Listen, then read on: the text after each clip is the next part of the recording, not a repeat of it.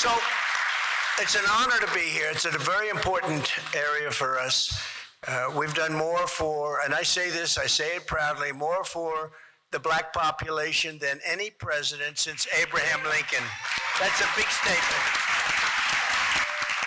And crooked Joe Biden has done nothing for you except talk. It's only talk. He's been the worst president for black people. Under Biden, real wages for African-American workers are down 6%. We lifted 6.6 million people out of poverty. Black Americans saw their largest increase in home ownership on record. Former President Trump slamming Biden's record with black voters in Detroit as the two candidates are neck and neck in the key swing state. Our next guest joins us live from Detroit, where he spent a few hours with Trump at yesterday's event. It's Michigan Congressman John James, who joins us now. Congressman, thanks for being with us. Hey, thanks for having me back on. You bet. You hear Trump's message to the black voter. We see some polling suggests he's really starting to resonate to some extent with the black voter. What do you think about that in Detroit as a possible effect for the way we see Michigan go in November? And look, in 2016, Donald Trump came into Detroit and asked black Detroiters what we had to lose. 8 years later, Joe Biden has shown us. President Trump came back to the hood with the receipts. He went back in, he talked about rising crime. He talked about rising interest rates. He talked about rising inflation.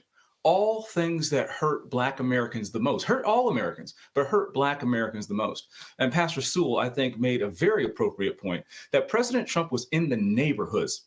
Joe Biden goes to a big special dinner at the NAACP, and I'm not even sure President Obama even visited the neighborhoods in Detroit. But President Trump once again is showing up. Republicans are showing up, not just with FaceTime, but with better policies than the Democrats. Well, this is what you're referring to. Lorenzo Sewell, the senior pastor at 180 Church, said this about Obama and Biden. President Trump, I'm so humbled that you would be here. President Obama never came to the hood, so to speak, right?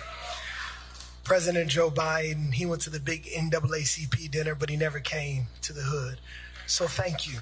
You know, the thing is, though, Congressman, on one hand, you see this outrage. On the other, this outreach, you will see a ton of messaging fed to say, in some way or another, yeah, but Republicans are racist. Well, you know, these are their talking points because Democrats refuse to take accountability for the fact that African Americans have been doing worse decade after decade after decade after the Great Society.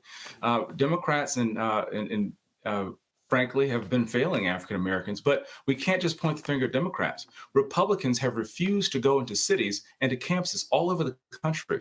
And we have to do what the original Republicans did, march down into where people are being oppressed. Then in the slavery times, it was oppression of the body, physical bondage. Now we have the obligation to go in and have an alternative suggestion, alternative ideas, and give people the opportunity to be free from the mental bondage that Democrats have over.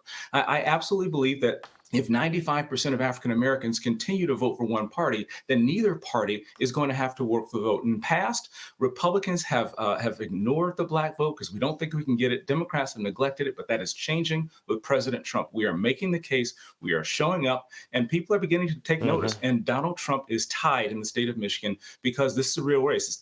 It's not just about black and white. It's not even about red and blue. It's about have and have-nots. And Democrats are making excuses, and Michigan is the center of the universe in 2024. Really fascinating way to say it, you know, to transition from physical bondage into modern-day mental bondage. You also said this on X in honor of Father's Day. You tweeted the following: "My dad couldn't attend college across the street from his house because he is black. Today, his grandson, his namesake, sat on the dais with me on the most powerful committee in Congress. God bless America. Still the only nation where a family can go from emancipation to energy and commerce in just a few generations." Pretty incredible. It is pretty incredible. We're blessed to be Americans, and so we have an obligation, as dads in particular, to make sure we pass on that blessing of freedom and liberty to future generations. I had the opportunity, as the first freshman since 2011, to be on Energy and Commerce Committee, to bring my son to speak on the remarkable healthcare legislation that we got passed through committee last week. And I was only able to do that by the grace of God and a strong Father who protected us, provided for us, and showed us that even though this nation has warts, we have an obligation to pursue a more perfect union. And by teaching my son that he has a personal responsibility to give back to this great country is part of my job as a dad. My father's is a combat veteran, a Vietnam veteran. I'm a global war on terror veteran, and graduating from West Point, I recognize that my father never wanted me to follow in his footsteps. He wanted me to be better, and I think that's the wish that every father has for their sons, for them to be better. So, with that being said, thank you, Dad. I love you. Happy Father's Day, and in particular, for all the people in my district, in the Brooklands area in particular, who are affected by the psychopath who went on a rampage yesterday at the splash pad. My hearts are with you. As you no father should spend Father's Day in a hospital.